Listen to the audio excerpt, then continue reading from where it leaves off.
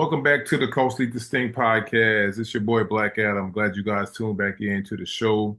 Man, I'm glad you guys tuned in. Last week was a long week. It was a great week. A lot of things got accomplished, but we're back again this week with a great show, great guests, special topics. Shout out to the Black sports moms for allowing me to come on that platform to, discuss what they had going on last week in Houston. It was a successful event. Shout out to CJ Stroud, the quarterback for the Houston Texans, and his mom, Kim, for coming to the show and talk about what they had going on and the event that passed in Houston. Much love to you guys. Shouts out to my sponsors, 605 Adult Beverages, Red Core, Universe Car Audio. Much love to you guys. Thank you guys for tuning in to the show. Thank you guys for contributing to the show. We need you guys, not just we need the money that jingles, we need the money that folds also. But I appreciate you guys. All right. Much love to everybody that tuned in. Must make sure you subscribe to the show. Make sure you tell a friend to tell a friend what we got going on. We got some special great content that's going out, especially with this episode right here, because we have a young sister on here that's been doing this thing for a pretty long time, but it's new to the public and it's new to some people that's in college athletics and professional athletics and just in that realm of sports. And we're gonna have that conversation today, man. I think it's gonna be a pivotal conversation about just things that we're going on. I don't want to tell you exactly what it is because I don't want to spoil the fun. But we're gonna get to it. So I'd like everybody to welcome to the show my special guest, Miss Jamesetta Cleveland. How you doing, ma'am? I'm doing well. Thanks for asking, and thanks for having me. Yes, ma'am. Yes, ma'am. So we're gonna get it started. So look, Jamesetta, where are you from? So I like to tell people I'm from no particular place at all, but I call Nashville home. And I say that because I'm an Army brat.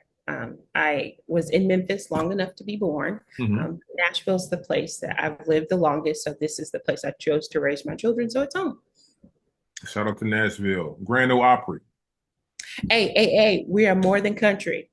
Well, Grand Ole Opry, that's what I know it for. When I was there, I was like, okay, we're going to the Grand Ole Opry. I was like, I'm going to go the other way. Fisk, Jubilee Singers. Oh, that's right. That's right. Yeah, Fisk. They're the reason why we are called Music City, the Jubilee Singers. Really? Yes. Oh, I didn't know. That's a fun fact. I learned something new today. Good job. So I want to ask you this. University that you attended.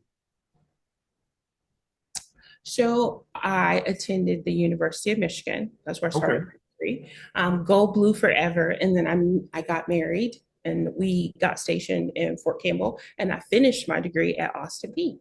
Okay. Because I was about to say, shout out Buckeyes. Oh, I'm sorry. Go Blue. Nah. See, don't be an adversary today. Right. Don't We're be not an going to do that. So I wanna ask you this. Since you went to Michigan, then further your education at Austin Peay, the scope of college sports back then, could you kind of break it down for those from a woman's perspective?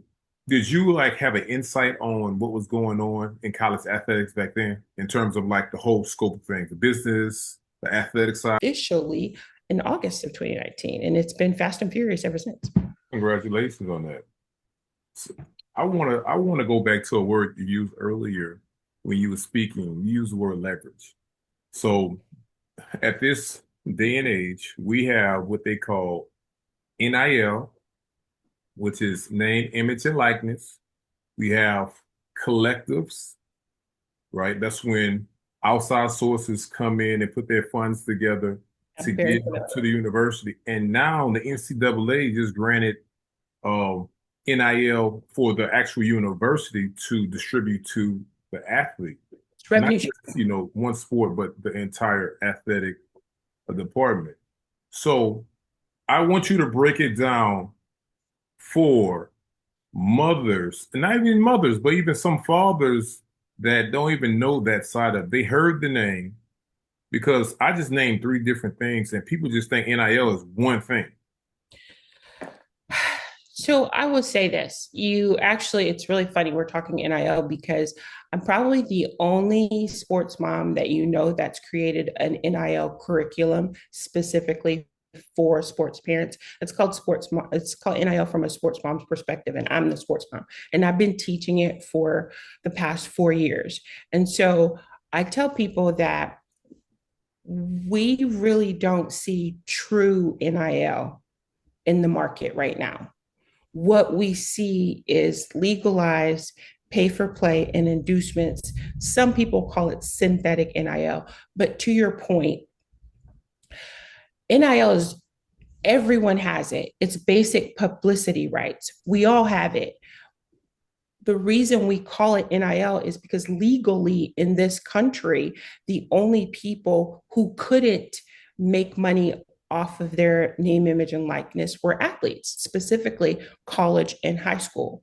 So NIL, think the Gerber baby. They're making money off of the Gerber baby's image. Yeah. That baby is compensated for that. So we all have it. So in our space, when it comes to college, when it comes to high school, I really stress that everybody has it because when you have conversations, the first assumption is that NIL only counts if you're in college or in high school, but we all have it. Yeah. So if you are a current or if you're a former athlete out here and you're saying, I wish that NIL had been around, it is not too late for you to leverage your athletic name, image, and likeness. It's not too late to do that. I always like to throw that out there. But so everyone has it. We only call it NIL because college and high school weren't allowed to do it legally. And it focuses on three business concepts. And this is what I teach my community. There are the businesses that are based on our sons and daughters. Mm-hmm. And so when you talked about revenue share, the reason that universities can now, as a part of the House settlement, share revenue with student athletes is because there are businesses based on them. What are those businesses? Broadcast, ticket sales, merch. So you have to ask yourself, okay, what's the source of the dollars? And then, fun fact, most people don't realize this, but athletes couldn't freely start or invest in their own businesses prior to July 1st of 2021. You actually had to get a waiver. And so that's a thing that athletes can, and you see them now starting their own businesses and exploring entrepreneurship, which I love. And most people think of NIL as like deals. And so a lot of deals that they think of are collective deals, but it's any type of partnership. Endorsements have been around for literally hundreds of years. And so I tell people, broaden your horizons in what you think, because name, image, and likeness is around us all the time. We just don't think about it. And in the collegiate space, you have three different buckets, and these buckets are super, super important now. To your point, there is revenue that each school gets that they are now allowed to share with the student athletes. And this is revenue from like broadcast, merchandise, ticket sales. And it's important to understand that not all athletes get to share in the revenue. And not all schools will be sharing revenue. So schools will tell you if they are sharing revenue, and they also designate which sports will get the revenue. Football and basketball make the revenue, so that's a given, right? But in different schools, you might see that they're sharing revenue with volleyball and baseball, or maybe it's softball and baseball. It's important that parents begin to ask which sports are sharing revenue and which schools are doing the revenue sharing. And then there is what they're calling it now, true NIL. Which is legitimate business deals where businesses actually have a list of deliverables and a certain amount of money that they pay. And that's become important because just the week before last, the new sheriff in town, the College Sports Commission, put out guidance in it, and they're saying that all collective deals, to your point, those third parties who were getting together and making all the money and giving lots of deals, like all of those right now, according to the guidance, are impermissible. So sometimes people were counting on those dollars and they won't get those dollars. So it's really important that people start to understand what true NIL is and start to move in that direction because the world is about to change. It's already changing now, if that Oh makes yeah, sense. definitely. It's changing so fast. They had legendary college coaches that's been coaching for 20, 30 plus years retire because of that reason. Basically, they're saying NIL is like a mini NFL, like a what is that, minor league to the NFL, and they have more power and rights than the coaches. So the coaches like, I have no more control over these kids. They're like mini professional athletes. It's like, I'm out. I think that you said a word, it's the control issue. And part of it, the real crux of the matter is you have the athletes who generate the revenue and you have the system around them not really wanting to share the revenue. So rather than just saying, okay, let's acknowledge that, in certain instances, these athletes are employees because control is one of the issues. Do you Yeah. control their schedule? Do you control their time? So let's acknowledge that maybe they should be employees. Let's collectively bargain with them. Let's envision the new world proactively. We're in this crazy place because the adults in the room won't do that. So now we have everything being piecemeal because there's a court case here and a court case there. No. But kind of, I wouldn't say we're the minor leagues. I would say that there is a loss of control that people aren't quite comfortable with. And people understand the pro model. And Mhm. so it's easier for you to try to, instead of envisioning a new future for college as a separate model, it's easier to say, oh, we understand the pro model. So let's force everybody into the pro model. That may not be the right thing to do. Yeah, because these kids are young and pros are pros. They got to get up in the morning. They got families to feed. Kids, they still trying to go to class. And That you have kids like my son. Like my son wasn't trying to go to the league. He mhm. just wanted football to give him a free education so he had leverage for options. So if you force it into a pro model, there's a whole group of kids out there that you're going to create something that is potentially damaging to them from a mental health perspective. Oh, absolutely, absolutely. Oh, that's important, that mental side of it, man. Because one of my friends, he's a psychiatrist, he's a doctor, he teaches over here. But me and him was talking about college sports in general, and he mentioned something. He was like, just think about this. He said, you're a 17, 18-year-old, 19-year-old kid that never had the responsibility of like basically, to take care of someone. Just imagine you're the one that went to college. You're the one that went off and possibly be a first round draft pick. Now you get drafted, right? And you get 8, $9 million, but you're 19 years old and you're now the patriarch of the family. But your frontal cortex is not even developed yet. It's like now mentally, it's like as a 19-year-old, like what do I do? Do I do this? Do I do this? So I still hang with my friends? Do I hang with my buddies? Do I go to practice? Mama need a car. My brother need whatever, you know what I'm saying? So the mental health, that's a big thing also with this NIL deal. So I'm gonna say that I'm gonna say something that might be some people might consider it controversial. Hmm. But my families that I deal with, they know me. The thought process that you just put out, they're the breadwinner. For my community, I teach them that's out of alignment. The Bible says a righteous man leaves a heritage to his children and his children Amen. and his children and True. children. Right. So if you are the parent and you're telling your child, we are going to get better when you make money or you're going to be the savior of the family. One, you're contributing to their poor mental health because in our community, we make space for elite athletes who don't want to play anymore. You got to make space for them to come to say, I don't want to do this.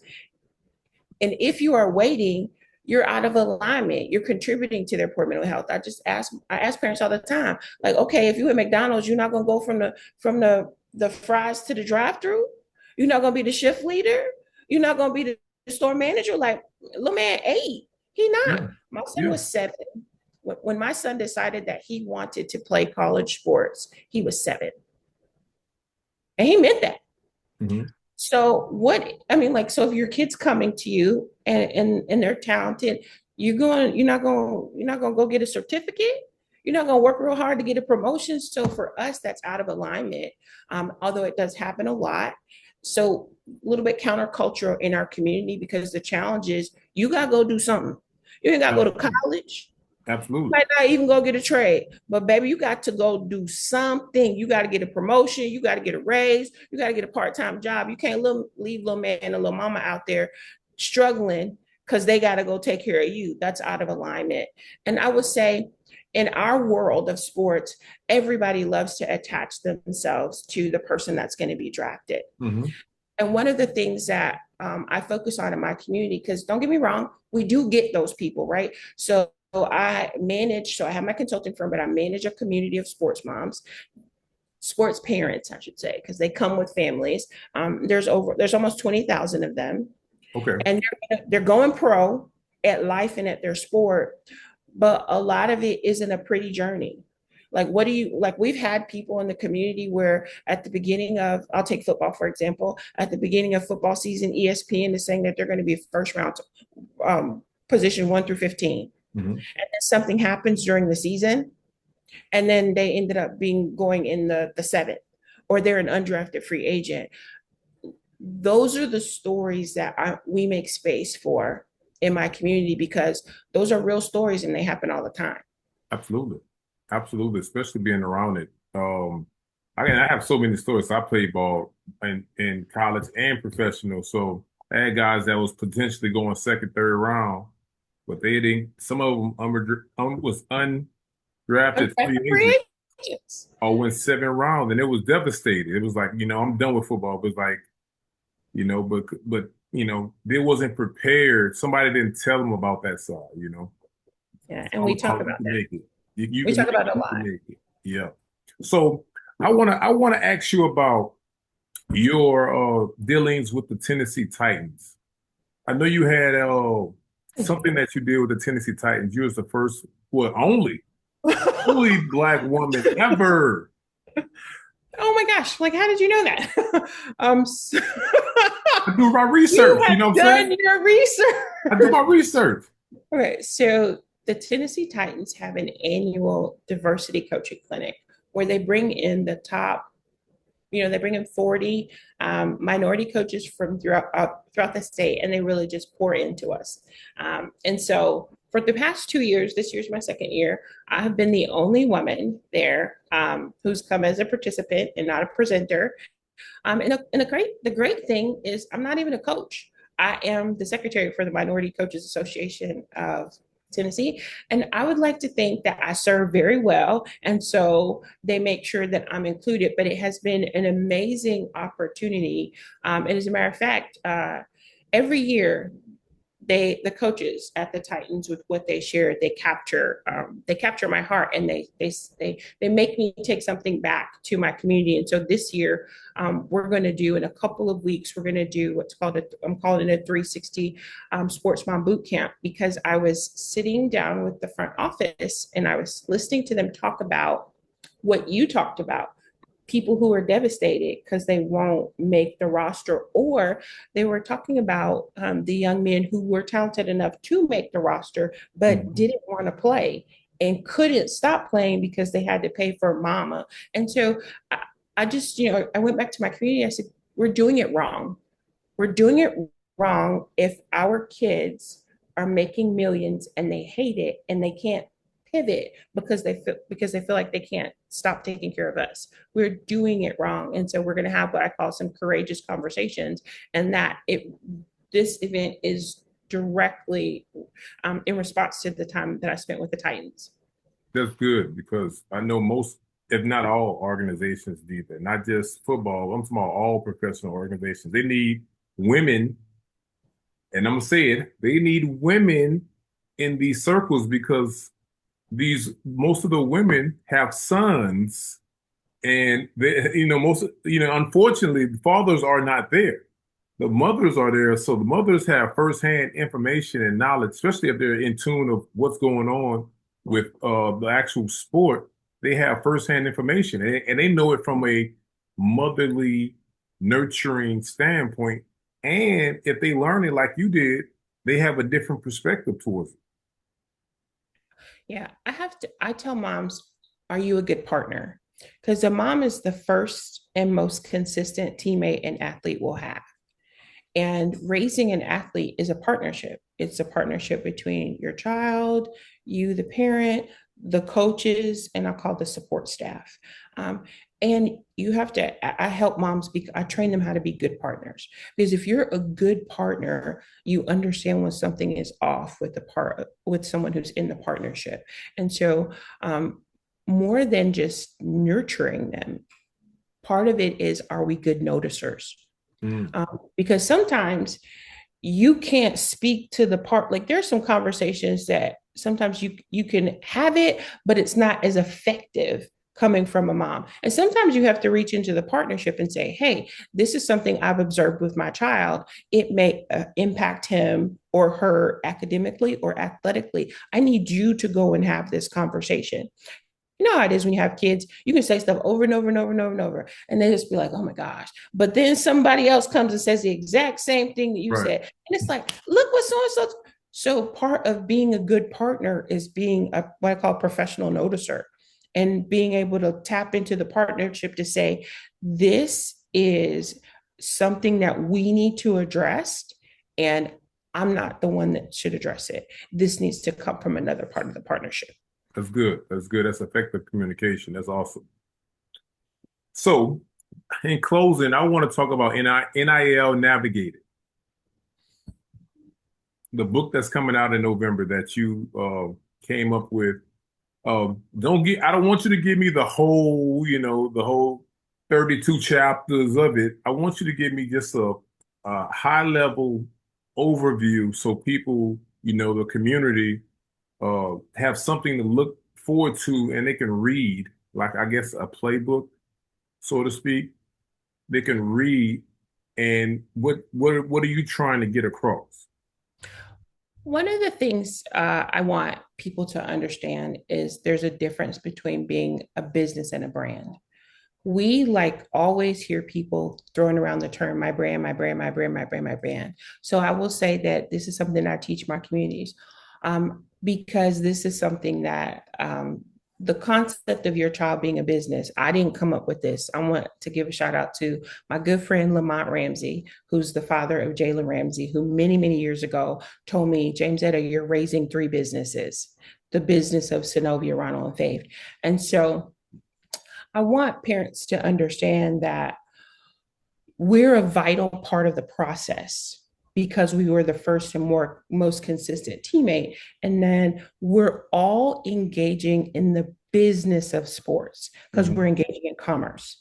Part of the book is helping them understand there's a difference. They're all businesses, but not all of them are brands.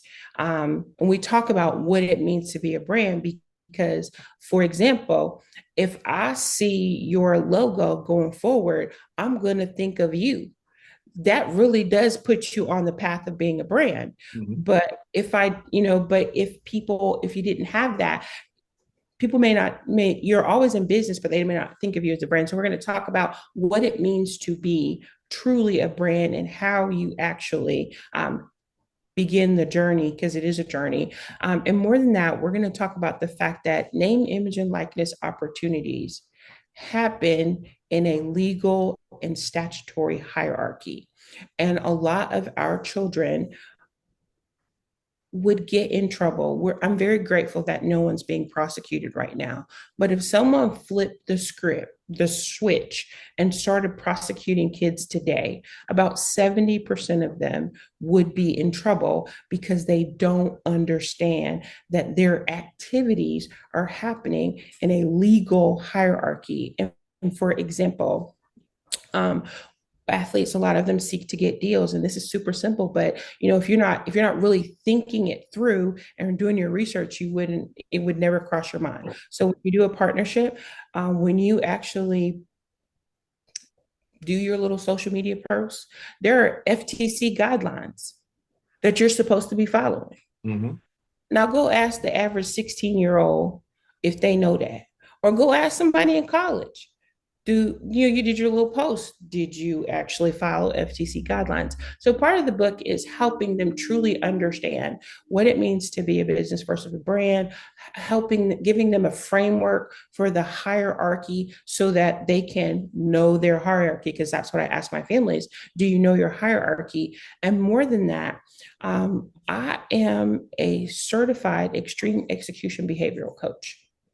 And what I do is I use a tool called a flight assessment to help people. I work a lot with sports moms, but I also work with some athletes as well, understand who they are and how they prefer to show up in the world from a data driven perspective so that they can make the appropriate athletic, academic, and entrepreneurship decisions. And we're going to talk about the unsexy place of how do you help a kid who may not understand their identity? How do you help a parent who may not understand their identity develop a strong identity and transition from a business to a brand that honors how God created them? So we're going to talk about that in the book.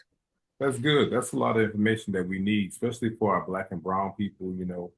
Education is the highest tool of exposure, right? The more we get, the more we put in our brains, the more exposure we become. The more exposure we get, we understand when we get in these situations versus, like you said, being unaware. We're like, I didn't know.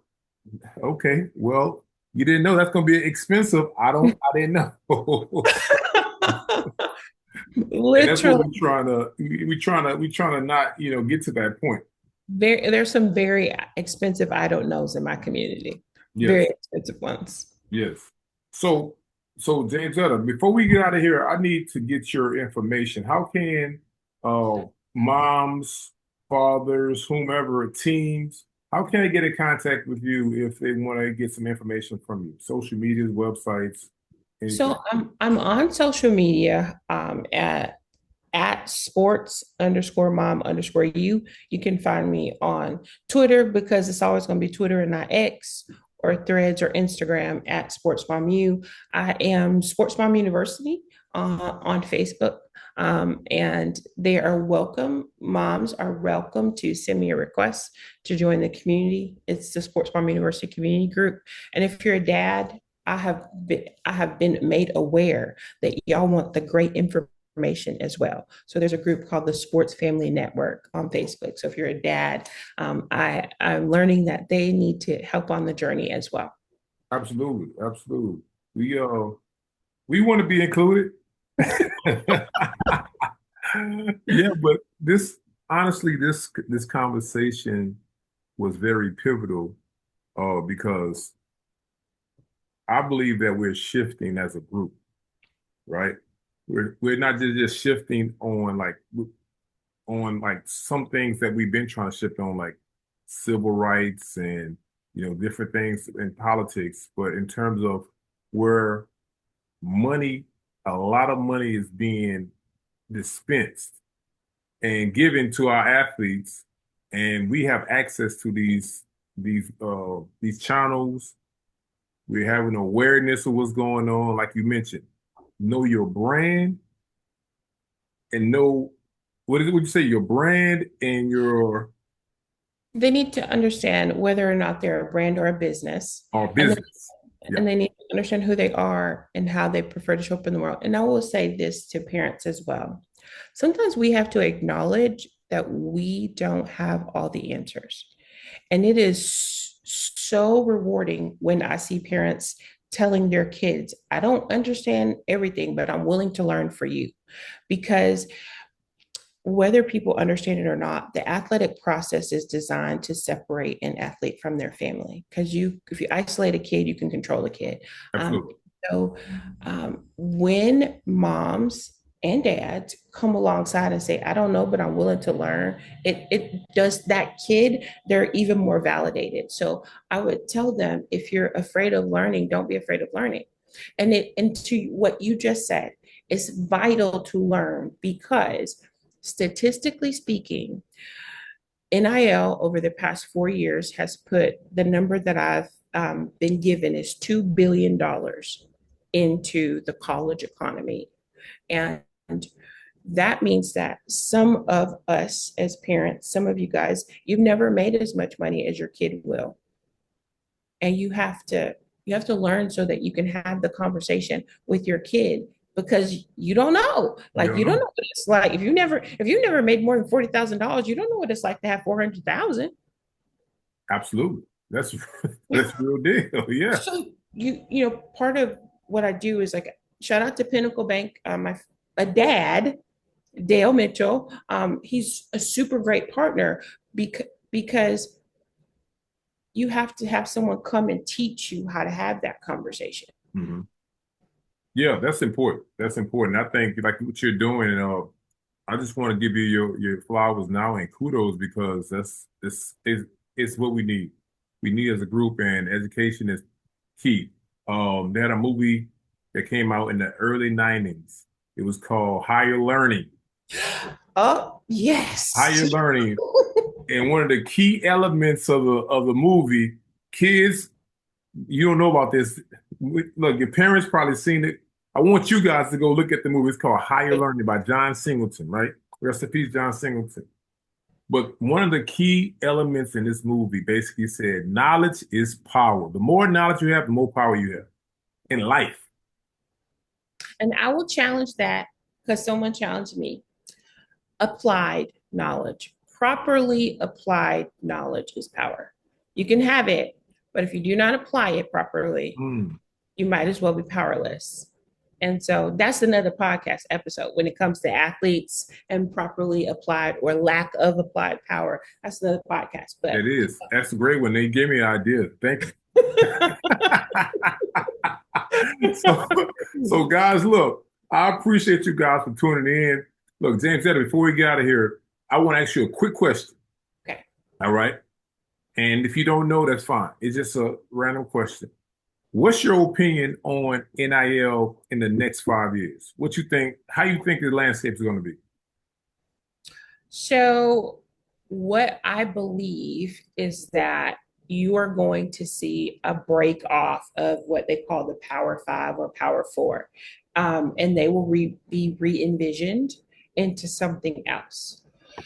That's what I believe. Or the flip side, you're going to see a very regressive federal law that gives the NCAA antitrust exemption. And if that happens, we're going to see. I don't know if you're a reader, but there's a book called $40 Million Slaves. Yeah, oh, yeah, And yeah. there's a chapter in that book where it chronicles how Black race jockeys used to dominate and make a lot of money, and then laws were strategically changed so that now, if you look fast forward, several generations, it's very rare for there to even be a Black race jockey. And so parents and athletes have to be mindful of that. Black labor has always historically been used to enrich white people. Oh, And absolutely. so you're either going to re envision a new system that breaks off, or you're going to have people say, we don't want to re envision because Black labor is funding a lot of things, and we're going to change the laws. And you can kind of see the attempt to do that now. We're going to change laws and policies, and we're going to shrink. We're going to give them enough to Hmm. say we gave them something, but not enough to be truly effective. Yeah. What's funny, I read something Friday about that, how the president wants to sign an executive order on having limited NIL exposure to a university.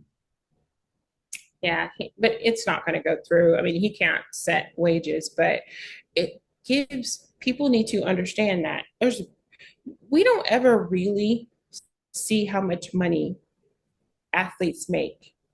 And I will say this because if you truly wanted to understand how much revenue athletes generate, it's not the broadcast money, the merch money, the money that's tracked.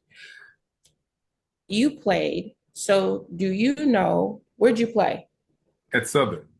Okay, Southern so University. you played at Southern. So do you know how much money your team put into the local economy during your season? Oh, absolutely. How much? No, so with 6 home games every season, the average in Baton Rouge, Louisiana, the average. I'm gonna give a good example. When LSU played Southern for the first time, right, in school history, the city on that one game, the city made $68 million that day. So imagine, so that's when you take the revenue that they generate plus the money that they put into the local economy. Yeah, That's the true impact of NIL. And frankly, nothing that we have currently measures the entire impact of mhm, NIL, gives them a true share in it all. yeah. That's why Deion Sanders is getting paid what he's getting paid because of his impact. They call it the prime effect. But He's a great example because people are tracking the numbers. yeah, yeah. So that's a whole nother podcast in except Saying, just saying. so guys, look, this information, look, I could go all day with this, but we got to get out of here because we got to pay some bills. But I appreciate Jamesetta for coming up and giving us this great information, guys. If you have any questions, any concerns, any comments, make sure you know how to comment below. You know how to reach out to Jamesetta. So, you know, I can get in contact with me. I'm at Culturally Distinct everywhere on every single platform. You know where I am.